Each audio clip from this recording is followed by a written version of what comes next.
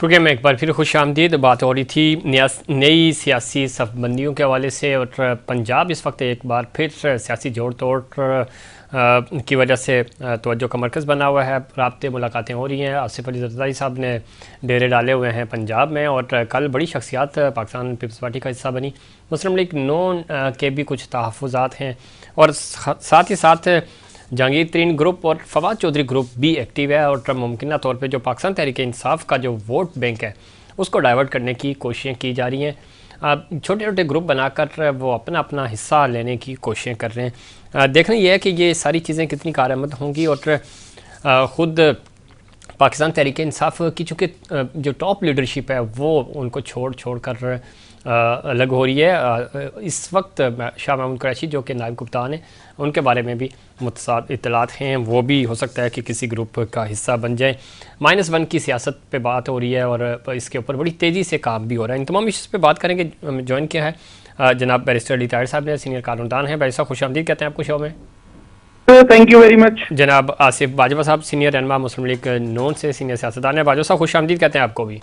बहुत शुक्रिया जी, बहुत शुक्रिया। बाजवा साहब सबसे पहले तो पंजाब एक बार फिर तवज्जो का मरकज़ बना हुआ है, टूट फूट है। किस तरह देखते हैं? -1 पहले भी हुआ, आपकी क़यादत को भी माइनस किया गया। 2018 के इलेक्शंस आपने मियाँ साहब के बगैर लड़े, और अब पाकिस्तान तहरीक इंसाफ के साथ ऐसा हो रहा है। उससे पहले भुट्टो साहब के साथ मोहतरमा बेनज़ीर भुट्टो शहीद, उनको भी 17 जमातों तक महदूद कर दिया गया था। कट टू साइज़ करना ये पाकिस्तान की सियासत का माजी है, जो अफसोसनाक है। तो क्या समझते हैं कि ये सारी चीज़ें होनी चाहिए थी या इस तरह होनी चाहिए? बिस्मिल्लाहिर्रहमानिर्रहीम।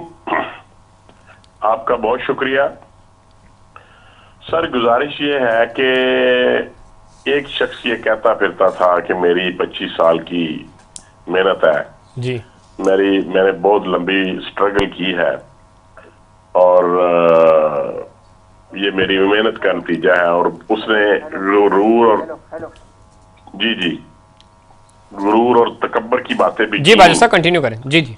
और उसके अगेंस्ट सर आपने जिस तरह कहा कि आपकी पार्टी को भी ऐसे ही किया गया और मियाँ साहब को डिस्क्वालीफाई भी किया गया, और लेकिन उसके बावजूद उन्होंने इस पार्टी को संभाला दिया।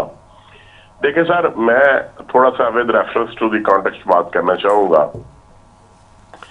2002 से लेके 2023 तक आ जाए जी, और जब मियाँ नवाज शरीफ साहब को बैरून मुल्क भिजवा दिया गया, और ये बड़ा एक प्रोपेगेंडा किया गया कि वो भाग गए, कर दिया गया। आपको पता है कि वो उनको भिजवाया गया जबरदस्ती, और अल्लाह के फजल करम से वो अल्लाह ताला के घर के करीब पहुंच गए और रोज़ा रसूल के घर के करीब पहुंच गए।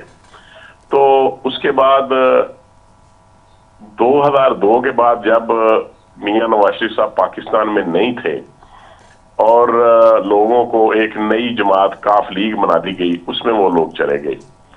लेकिन इसके बावजूद सर लोग खड़े रहे। जो लोग खड़े थे वो मियाँ नवाज शरीफ साहब के साथ खड़े रहे, डट के खड़े रहे, और उन्होंने इलेक्शन कंटेस्ट किया। और किसी शख्स ने ये नहीं कहा कि मैं कोई एफिडेविट दे रहा हूं, या किसी ने ये नहीं कहा कि मैं मियाँ नवाज शरीफ साहब बैरून मुल्क चले गए, मैं जा रहा हूं। उसके बाद 2008 का इलेक्शन हुआ, और उसमें आपने देखा कि पंजाब में गवर्नमेंट बनाई गई मियाँ शहबाज शरीफ साहब की। उसके बाद आपने देखा कि इसमें बाजवा साहब ये तो खैर है हिस्सा, लेकिन मैं ये कह रहा हूँ कि देखें आज जो हो रहा है आप क्या ये काबिल कबूल है? और अभी जब हम आपसे बात कर रहे हैं तो अभी परवेज खटक साहब प्रेस कॉन्फ्रेंस कर रहे थे, उन्होंने भी पाकिस्तान तहरीक इंसाफ से अपनी सदारत का ओहदा छोड़ दिया, और फिल वक्त वो पाकिस्तान तहरीक इंसाफ की जो सियासत है उससे दूर हो गया। तो ये सारी चीज़ें हो रही हैं, और जिस तरीके से हो रही हैं, क्या ये आपकी हुकूमत के होते हुए हो रहा है सब कुछ? जी नहीं सर, मुझे इख्तलाफ है इस बात से। जी देखिए, हमारी अपोजिट पार्टी है पाकिस्तान पीपल्स पार्टी जी, और जब मार्शल आया लोगों ने कोड़े खाए, लोगों को नामलूम मुकाम पे वहां पे भिजवा दिया गया। लेकिन सर किसी ने ये नहीं कहा कि मैं ओहदा छोड़ रहा हूं। लोगों ने बड़ी बड़ी बड़ी मेहनत की और लोग खड़े रहे, स्टैंड लिया। देखें, अभी आपने बात की परवेज खटक साहब की, तो अभी तो वो उनकी चल रही है प्रेस कॉन्फ्रेंस, में सुन नहीं सका आपके प्रोग्राम की वजह से। तो क्या आप समझते हैं जो आपने कहा कि परवेज खटक जैसे इंसान को, जिसकी सारी जिंदगी इस सियासत के समंदर में गर्क हुई, और उस शख्स ने, चले कभी किसी पार्टी में रहा कभी किसी पार्टी में रहा, सियासत में ऐसा लोग करते हैं, जी जी, लेकिन क्या उसको स्टैंड नहीं लेना चाहिए सर? और देखें, अगर आप ये कहते हैं जी, देखें, इसके अगेंस्ट एक बहुत बड़ा रिलीफ जी जी, पाकिस्तान तहरीके इंसाफ के वर्कर्स को दिया भी जा रहा है। देखें, पंजाब में देख लें, केपी में देख लें, सिंध में भी आज भी जितने लोग गिरफ्तार हुए, तो इससे पहले तारीख ने कभी ऐसा नहीं किया। ठीक है, पंजाब की लेकिन या ऐसा हुआ भी नहीं जो आज हो रहा है। बाजवा साहब, मैं आऊंगा आपकी तरफ, चूंकि बैरिस्टर साहब भी काफी देर से ऑन होल्ड है। बैरिस्टर साहब, आपको भी गुफ्तगू में शामिल करते हैं, आगाज यहीं से कर लेते हैं। एक तो प्रेस कॉन्फ्रेंस होती है, सानिया 9 मई है, जितनी मजम्मत की जाए कम है, लेकिन क्या वजह है कि जो लीडरशिप है वो एक प्रेस कॉन्फ्रेंस करते हैं और उसके बाद तमाम गुनाह उनके धुल जाते हैं, माफ़ी मिल जाती है। कारकुनान अभी तक जो शरपसंद अनासिर थे या पीटीआई के जो लोग थे, तो वो जेलों में हैं। लीडरशिप एक एक करके बाहर आ रहे हैं और प्रेस कॉन्फ्रेंस करते हैं, पार्टी से लाताल्लुकी का ऐलान करते हैं और उसके बाद वो अपनी सियासत करते हुए नज़र आ रहे हैं। दूसरा ये, बाजवा साहब जो बात कर रहे हैं, और न सिर्फ बाजवा साहब बल्कि तमाम ही पॉलिटिकल स्टेक होल्डर्स ये कह रहे हैं कि जो पाकिस्तान तहरीक इंसाफ की लीडरशिप है उसको स्टैंड लेना चाहिए था।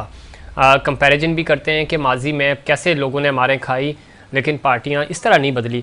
आप किस तरह देखते हैं? और कानूनी तौर पे जो प्रेशर इस वक्त जो लोगों के ऊपर प्रेशर बिल्ड किया जा रहा है, इसके हवाले से कानून क्या कहता है? एक शख्स जिसका जुर्म है, सज़ा उसी को मिलनी चाहिए, प्रेशर भी उसी पे होना चाहिए, उनके बच्चों को, फैमिलीज़ को, या इस तरह जो ब्लैकमेलिंग का टैक्टिस इस्तेमाल किया जा रहा है कानून नाफिज करने वाले इदारों की तरफ से, उसको आप किस तरह देखते हैं कानूनी हैसियत से? बिस्मिल्लाहिर्रहमानिर्रहीम। ज़फ़ीर साहब, लॉन्ग क्वेश्चन, बट मैं कोशिश करूंगा कि मैं जवाब उसी कॉम्प्रिहेंसिवनेस के साथ दे सकूं। लेकिन शुरू करते हुए सबसे पहले जो आपने भी एक फॉर्मेलिटी पूरी की, क्योंकि सेफ्टी आजकल बड़ा एक इशू है, मैं भी उसको पूरा करता हूं। Some things go without saying, लेकिन ये वाली नहीं कि मैं कहता हूं कि 9 मई को जो इमलाक को नुकसान पहुंचाया गया और जो वायलेंस परपेचुएट हुई एक इंस्टीट्यूशन के खिलाफ पाकिस्तान के, मैं उसको कैटेगोरिकली कंडेम करता हूं। लेकिन इसके बाद मैं आपको ये भी बता दूं कि जो रिएक्शन हुकूमत ने दिया है वो कंप्लीटली डिस्प्रोपोर्शनेट है। मैंने लास्ट टाइम भी आपके प्रोग्राम में ये बात की, अजीब अजीब बातें सुनने को मिलती हैं। पाकिस्तान का 9/11 हो गया, पाकिस्तान की सबसे बड़ी ट्रेजेडी हो गई, वो लड़का एक मोर उठा के ले गया, अब तो उसको अब उसके हिसाब से ही आपने सजा देनी है ना, या अगर किसी ने दरवाजे पे एक आधा डंडा मार दिया तो उसको उस हिसाब से ही आपने सजा देनी है। और ये सजाएं जो हैं ये सिविलियन अदालतों ने देनी है, नंबर 1 बात ये है। और एक you know to keep it on the soft side, एक दफा मिलिट्री कोर्ट ज़ियाउल हक के दौर में चल रही थी, तो वहां पे एक प्रिजनर ने कहा कि सर मेरी तबीयत बड़ी खराब है, मुझे कोई दवाई भी दे दें। तो वो जो ब्रिगेडियर साहब थे वो बड़ा गुस्सा हुआ, उन्होंने कहा मैं तुम्हें कोई डॉक्टर नजर आता हूं? तो उसने कहा सर वो तो आप मुझे जज भी नजर नहीं आते, लेकिन आप मुझे यहाँ सजा देने के लिए तो बैठे हुए हैं। तो द पॉइंट इज कि ये जो गिल्ट है ये कॉन्स्टिट्यूशन ऑफ पाकिस्तान के तहत एक निजाम है, उसके तहत एस्टैब्लिश होनी है। ये ड्यू प्रोसेस की प्रोटेक्शंस को खत्म नहीं किया जा सकता। दूसरा, अब दूसरा भाई साहब, अब जो हो रहा है, दूसरी बात मैं सिर्फ एक सेकंड कंप्लीट कर लूं। मैंने खुद परसों एक ऑर्डर प्रोक्योर किया है सखर हाई कोर्ट से, बेंच से, और आपको मैं बताऊं कि उन्होंने एफआईआर को उसमें क्वैश भी किया है और उन्होंने ये नोट भी किया है कि किस तरह पॉलिटिकल विक्टिमाइजेशन इस मुल्क के अंदर हो रही है। एक ट्वीट करने पर 3 सूबों के अंदर 15 मुकदमे भी काट देते हो, फिर रिमांड लेते फिरते हो। This is not how democracies work, this is not the scheme of the constitution and the law.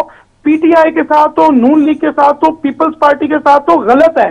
और अब टाइम है कि सियासतदान इस बात को रियलाइज करें, थोड़े से मेच्योर हो जाएं, इस इमेच्योरिटी को खत्म करें कि हमारे साथ होगा तो कंडेम करेंगे, दूसरे के साथ हो रहा है तो वाह वाह भाई हल्ला शेरी दो। इस तरह से मुल्क नहीं चलते। सियासतदानों को आपस में बैठ के बात भी करनी पड़ेगी और कुछ जो फंडामेंटल्स हैं पॉलिटिक्स के उनको जो है वो अल्टीमेटली जो है उनके ऊपर एक फुल स्टॉप भी लगाना पड़ेगा, उनको कंक्लूड भी करना पड़ेगा। और उसमें नंबर 1 ये है कि ये सियासतदान अपनी सेल्फ कैनिबलाइजेशन यानी अपने आप को ही खाना छोड़ दें। एक पावर में आता है तो दूसरे को शुरू हो जाता है, दूसरा आता है पहले को शुरू हो जाता है। ये मेरा जवाब है। जफीर ठीक हो गया। अच्छा, दूसरा इसमें बाजवा साहब एक चीज़ और बड़ी इंपॉर्टेंट है। ये देखिए, इस सारे अमल में आम आवाम जो हैं वो बेचारे रुल गए हैं। महंगाई ख़त्म होने का नाम नहीं ले रही, रिलीफ कैसे मिलेगा? IMF प्रोग्राम आप कंप्लीट नहीं कर पा रहे, वो बगैर मुकम्मल किए आपको ख़त्म करना पड़ रहा है। बजट आपने देना है, तो सर आप तो अवामी सियासत करते हैं, आप हल्के की सियासत करते हैं, तो ये रिलीफ कैसे मिलेगा? इस पर ज़रा रोशनी डालें। देखिए, सबसे पहली बात तो ये है कि जब मियां मोहम्मद शहबाज शरीफ साहब ने गवर्नमेंट ली तो उन्होंने सबसे पहले अपनी स्पीच में कहा कि हम रियासत के लिए नहीं, हम सियासत के लिए नहीं आए, हम रियासत को बचाने आए हैं। और उन्होंने कहा कि हमने अपनी सियासत को कुर्बान किया है और उसका हमें ये नुकसान हुआ है कि हमारा वोटर सपोर्टर जो है ना वो हमसे नाराज है, वो हमसे किसी तौर भी खुश नहीं है। और इसके बावजूद कि हमारा वोटर सपोर्टर नाराज हो जाए, मियां साहब ने अपनी टीम को आगे किया और फिर उन्होंने सख्त फैसले लिए और उनकी वजह से हमारा वोटर आज भी नाराज है और मजीद नाराज है। लेकिन अब थोड़ी सी बेहतरी की तरफ हम जा रहे हैं। ठीक कि देखिए, आज ही आपने देख लिया कि 15 रुपए तक डॉलर जो है वो डाउन हुआ है। पेट्रोल जो है रात को 8 रुपए कम हुआ है, डीजल 5 रुपए कम हुआ है। इससे पहले पेट्रोल 10 रुपए और 25 रुपए तक डीजल कम हो चुका है। बाजवा साहब, लाइटर नोट, आप मिठाई और ये खुशियां जल्दी मना लेते हैं। और सर पहले भी डार साहब आए थे तो कोई 10 रुपये डॉलर नीचे आया था, उसके बाद फिर ऐसा ऊपर गया कि पलट के देखा नहीं, तो इसलिए अल्लाह करे कि नीचे आए, हमारी तो यही ख्वाहिश है। लेकिन लाइटर नोट पे मैंने कहा मैं आपको बता दूं कि जल्दबाजी ना करें, हो सकता है कल फिर ऊपर ना चला जाए। अच्छा चले, ये बात आपकी, ये देखें, ये जफीर साहब मेरा एक कमेंट लीजिएगा। जी जी जी बैरिस्टर साहब जी, मैं ये कह रहा हूँ कि बेसिकली आप जब किसी बड़े ब्रांडेड स्टोर में जाते हैं तो आपको पता ये लगता है कि वो जो एक जैकेट होती है जो बाहर आपको 200 रुपए की मिलती है, उसकी कीमत को 1000 रुपए किया जाता है और फिर 20% डिस्काउंट दे देते हैं।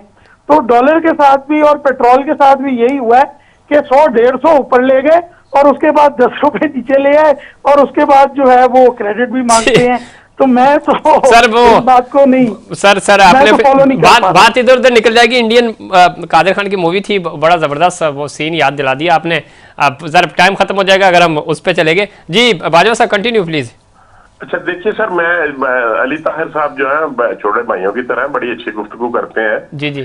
तो ये दुरुस्त बात है कि पेट्रोल जब बढ़ता है तो ज्यादा उसकी कीमत बढ़ाई जाती है, जब डिक्रीज करते हैं तो बहुत थोड़ा करते हैं। लेकिन बरसे साहब आप मुझसे ज्यादा समझते हैं इस बात को कि IMF की क्या सिचुएशन है और क्यों वो हमारे साथ जो नए MOUs हैं, मुआहदा जो है वो साइन नहीं करने जा रहे।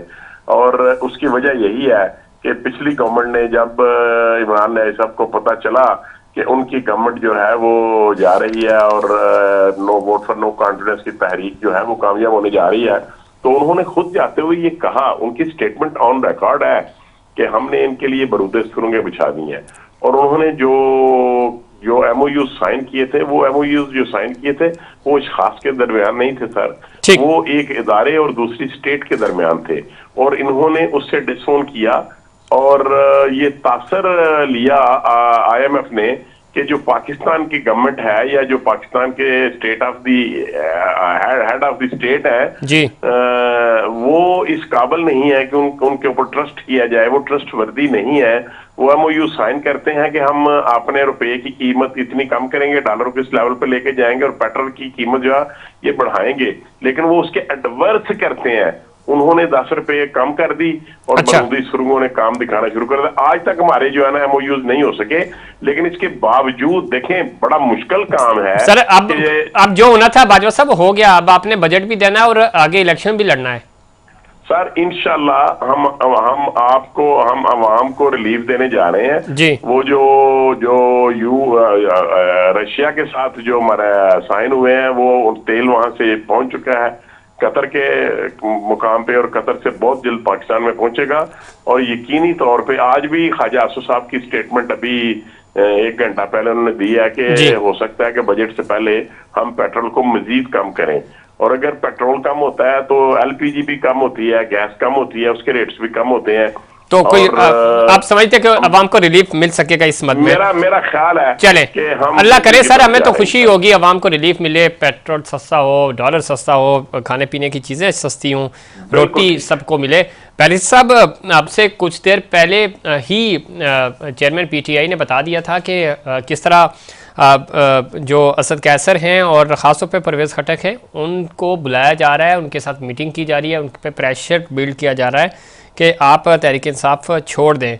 वो कहते हैं जी जंगल के कानून में जिसकी लाठी उसकी भैंस का असूल चलता है और कमज़ोर के लिए कोई तहफ़्फ़ुज़ नहीं रहता। ये इस वक्त सिनेरियो है, आपने देख ही लिया। अब आप मुस्तकबिल क्या देख रहे हैं? लीगल पॉइंट ऑफ व्यू से भी अदालतें ज़रा अपने 90 दिन में इलेक्शंस कराने थे, आइन और कानून के मुताबिक नहीं हो सके, चीज़ें पेंडिंग हो गई, अब तो माहौल जनरल इलेक्शंस की तरफ ही जा रहा है। तो ये हो क्या रहा है? आइन और कानून की बालादस्ती पे हम यकीन तो रखते हैं, लेकिन बालादस्ती कायम कैसे होगी? सर, अब मेरा तो यकीन जो है वो अब आहिस्ता आहिस्ता टूटता जा रहा है, क्योंकि एक्शन आफ्टर एक्शन मैं ये देख रहा हूँ कि किस तरह से कॉन्स्टिट्यूशन को वायोलेट किया जा रहा है। जिस वक्त खान साहब ने असेंबली डिसॉल्व कर दी थी तो उस वक्त एक जो सारे यंग लॉयर्स थे उनमें एक बड़ी खुशी थी कि सुप्रीम कोर्ट ने उस असेंबली को रिस्टोर करवाकर और उसमें नो कॉन्फिडेंस मोशन करवाया। लेकिन उसके बाद जिस तरह से सुप्रीम कोर्ट के जो अहकामात हैं वो लिटरली लाठी और भैंस वाली आपकी मिसाल बिल्कुल ठीक है, वो और खान साहब की मिसाल बिल्कुल ठीक है। इस वक्त जिस तरह वायोलेट किया जा रहा है, आई एम सरप्राइज कि आइन कहता है 90 दिन में इलेक्शन कराएं, नहीं माना, सुप्रीम कोर्ट ने ऑर्डर दिया, नहीं माना, और इस वक्त जो है वो इतना ज्यादा प्रेशर डाल दिया गया है सुप्रीम कोर्ट के इंस्टीट्यूशन के ऊपर, लेजिस्लेटिव मतलब स्पेसिफिक किस्म की लेजिस्लेशन कर without consultation with the supreme court itself, उस माहौल को इतना खराब कर दिया गया है कि जो कॉन्स्टिट्यूशनल इंपेरेटिव था, क्योंकि देखिए बात यह है कि हमारा आइन बुनियादी तौर पे कहता ही ये है कि अल्लाह ताला की सॉवरेनिटी है और वो सॉवरेनिटी पाकिस्तान में एक्सरसाइज होनी है इलेक्टेड रिप्रेजेंटेटिव्स के जरिए जो फ्री एंड फेयर इलेक्शन से आएंगे कॉन्स्टिट्यूशनल टाइमलाइन के अंदर। मैं समझता हूं ये एक ऐसा इंपेरेटिव है जिसको अगर हम फॉलो नहीं करते तो ये पूरे आइन के ऊपर सवालिया निशान बन जाता है। और मैं आखिरी बात सिर्फ जफीर साहब कह जाऊं, बाजवा साहब भी बड़ी बैलेंस्ड गुफ्तगू करते हैं। आप देखिए कि बाजवा साहब जैसे जो सियासतदान हैं मंझे हुए, उनको इस लेवल पे मैच्योरिटी शो करनी पड़ेगी। और 93 में इंडिया अगर आईएमएफ को बीट कर सकता है, वहां का सियासतदान एक इकोनॉमी के ऊपर एक अनकोडिफाइड चार्टर के ऊपर एग्री कर सकता है, तो आखिर पाकिस्तान का सियासतदान ये काम क्यों नहीं कर सकता? ये एक बहुत बड़ा सवाल है। बिल्कुल बड़ा सवाल है। और न सिर्फ इंडिया बल्कि सर बराबर में हमारा छोटा भाई बांग्लादेश जो कि अब बड़ा हो गया है, तो बांग्लादेश भी आईएमएफ प्रोग्राम में, अगेन बहुत सारे प्रोग्राम्स में हम बात कर चुके हैं कि आईएमएफ प्रोग्राम लेना कोई बुरी बात नहीं, उस प्रोग्राम के साथ जाना बुरी बात नहीं, लेकिन आप अपनी ज़रूरियात पूरी करते हैं और आप अपनी प्रोडक्शन बढ़ाते हैं, आप रिकवर करते हैं और उसके बाद उस प्रोग्राम से बाहर आ जाते हैं। पहले हम आए भी हैं प्रोग्राम्स से बाहर। बाजा गुफ्तगू फिर बात घूम फिर के उधर ही आ जाती है कि हम नहीं बना सके यूनिफॉर्म पॉलिसीज़ इकॉनमी को लेकर, और इसके ऊपर बारहा बात भी हुई, 2018 में भी हुई, और जब आप ने हुकूमत संभाली अभी 1 साल पहले, उस वक्त भी हुई कि इकॉनमी पे बात होनी चाहिए, हुकूमतें आएँ या जाएँ, हमारी माशी पॉलिसियाँ जो हैं वो तब्दील नहीं होनी चाहिए, यूनिफॉर्म पॉलिसीज़ होनी चाहिए। तो क्यों स्टेक होल्डर्स मिल बैठकर कोई इस तरह का लाएमल नहीं बना पा रहे? बाजवा साहब देखिए सर, वजीर साहब, बात यह है कि दुनिया का कोई इशू हो जी, उसको सॉल्व करने के लिए सबसे बेहतरीन जो जगह है वो टेबल है जी। और जब इमरान न्याजी साहब की गवर्नमेंट आई 2018 में जी, तो मियां शहबाज शरीफ साहब ने ओथ लिया बतौर अपोजिशन लीडर, तो उन्होंने सबसे पहले जो स्पीच दी तो उन्होंने कहा कि आइए हम मिसाके मईशत करते हैं। ठीक है। लेकिन बदकिस्मती ये रही कि इमरान न्याजी साहब ने उस बात का ठट्ठा उड़ाया, मजाक उड़ाया और कहा कि मैं इसमें बाजवा साहब अब तफसील में जाएंगे ना तो बहुत वक्त भी ज़ाया होगा। जब खान साहब ने बात की तो आप नहीं माने, जब खान साहब मुज़ाकरात के लिए होते थे फिर आपकी तरफ से नाराज़गी होती थी, कभी खान साहब की तरफ से होती थी। तो आज भी मैं मकसद सिर्फ ये है कि कैसे हम आगे बढ़ सकते हैं। जो होना था तबाही हो चुकी है। पुलिस लाइन साने पेशावर हुआ, उसके बाद खान साहब मुज़ाकरात के लिए तैयार हुए, रात में ही आपने पंजाब में छापे मार के उनकी लीडरशिप को गिरफ्तार करना शुरू कर दिया। तो ये दोनों तरफ से होता रहा, माजी में इंतकामी कार्रवाइयाँ होती रही। आज भी शुरू करें, ठीक है, बातचीत करें और किसी तरह मसले का हल हो, एक यूनिफॉर्म पॉलिसी आए, मामला बेहतरी की तरफ जाए। बाजवा साहब। अच्छा देखिए, मैं अर्ज करता हूँ जी जी, ये बड़ी आपने खूबसूरत बात की है। देखिए, इमरान न्याजी साहब को इल्म में था कि उनकी वो जो इलेक्शन हुआ है 18 से 23 सर पाबंदी लगी हुई है, उनका नाम ना ले बार बार। अच्छा चले, आप ही की हुकूमत ने लगाई, इसलिए क्या करें हम। अच्छा मैं चले, कोई बात नहीं। इनको पता, और हम कहते थे कि आप री इलेक्शन में जाए, तो ये कहते थे नहीं, हमारे साथ पास 5 साल का मैंडेट है। ठीक है, लेकिन अगर ये पॉलिटिशियन होते, अगर ये मुल्क के लिए बेहतरी सोचते और ये कहते कि ठीक है, हम पार्लियामान में बैठेंगे, हम अपोजिशन करेंगे और आपके साथ हम पाकिस्तान की बेहतरी के लिए बात करेंगे। ठीक है, लेकिन इमरान न्याजी साहब ने कहा कि मैं अगर हूंगा तो गवर्नमेंट में हूंगा, मैं अपोजिशन बतौर अपोजिशन लीडर नहीं बैठूंगा। उन्होंने उसके बाद अपने पार्टी से रेजिग्नेशन दिलवा दिए। चले, अब तो वो नहीं है, आप तो कर लें, आप तो वो वैसे ही माइनस हो गए। नहीं सर, अब देखे ना, पंजाब की असम्बली भी तोड़ दी और केपी के असम्बली भी तोड़ दी, और आप देखें उनकी इन हरकतों की वजह से आज पाकिस्तान के सियासी हालात जो है वो बिल्कुल ऐसे है जैसे जिसको कहते हैं बड़े दगरगू हालात है। पाकिस्तान में पॉलिटिक्स जो है उसके बड़े दगरगू हालात है, और ये सिर्फ इनकी जिद और अना की वजह से ऐसा हुआ है।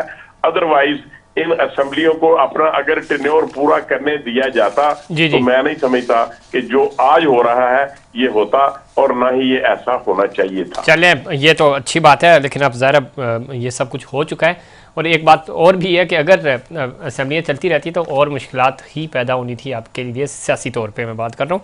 बाकी इस तरह के जो हादसात हैं ये नहीं होने चाहिए थे, बदनुमा दाग हैं हमारी तारीख़ पे, और ज़ाहिर है भाई अब ये एक सियात तरीन दिन के तौर पे याद रखा जाएगा। बैरिस्टर साहब, गुफ्तगू आप सुन रहे थे, एक तरफ पाबंदियाँ लगाई जा रही हैं, दूसरी तरफ 13 जमातें, बल्कि उसमें बाकी अब 2-3 ग्रुप भी आ गए, उनको भी शामिल कर लें, तो वो चेयरमैन पीटीआई के नाम लेने के बगैर ना तो प्रेस कॉन्फ्रेंस हो रही है, ना कोई टॉक शो हो रहा है, ना कोई पॉलिटिकल लीडरशिप जो जलसों में तकरीरें कर रही हैं, तो ऊपर से पाबंदी भी लगवा दी है। अभी बाजवा साहब को हम रोकते भी रहे तो 5 दफ़ा इन्होंने भी नाम ले लिया।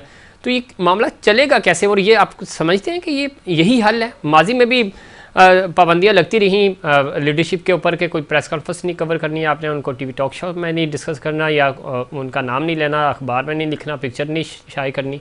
तो ये वाकई में आपको कि ये आज के 21वीं सदी में इस चीज़ का हल यही है कि भाई पाबंदी लगा दो बोलने पे? देखिए जफीर साहब, मैं बहुत मोहतात होके इसका जवाब दूंगा, क्योंकि मेरा ओपिनियन जो है वो शायद आपको लगे कि थोड़ा सा डायरेक्ट है। अब इस तरह से कर लेते हैं।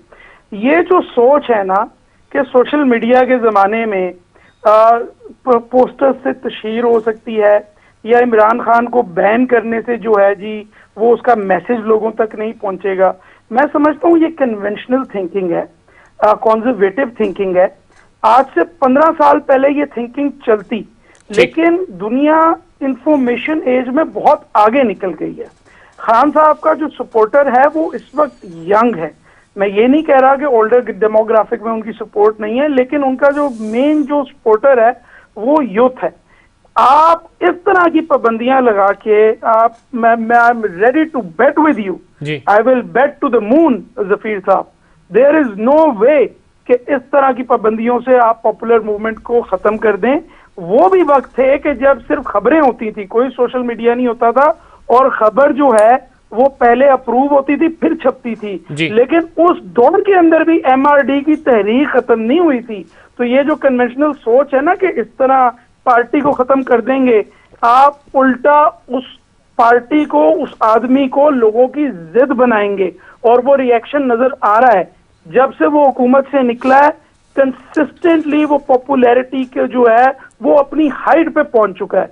और कभी भी अगर आप पूरी पॉपुलेशन को समझें कि हम दबा लेंगे और मर्जी मनवा लेंगे, ये जफीर साहब 2023 में नहीं होने वाला, 1953 में हो सकता था। We are 70 years ahead of that age। ठीक। ये this will not work for the government. मैं कैटेगोरिकली कह रहा हूँ, ये नवाज शरीफ साहब पे भी काम नहीं किया, उनकी भी तकरीरों पे पाबंदी लगी थी। जी बिल्कुल। सोशल मीडिया पे हम बैठ के शाम को नवाज शरीफ को यूट्यूब पे देख रहे होते थे, उनको सुन रहे होते थे। तो ये इस तरह की हरकतों से कभी कोई पॉलिटिकल पार्टी डिजिटल के इस दौर में ये मुमकिन नहीं है। और ज़रा हम ये देख रहे हैं कि हर तरह का हरबा इस्तेमाल किया जा रहा है। बहुत शुक्रिया जनाब आसिफ बाजवा साहब, आपका शुक्रिया। बैरिस्टर दीदार साहब, आपका शुक्रिया। नाज़रीन, ये था हमारा आज का प्रोग्राम। उम्मीद करता हूँ दीगर प्रोग्राम की तरह आज का प्रोग्राम भी आपको पसंद आया होगा। मुझे और इनसाइड पाकिस्तान की पूरी टीम को दीजिए इजाज़त। अल्लाह निगहबान।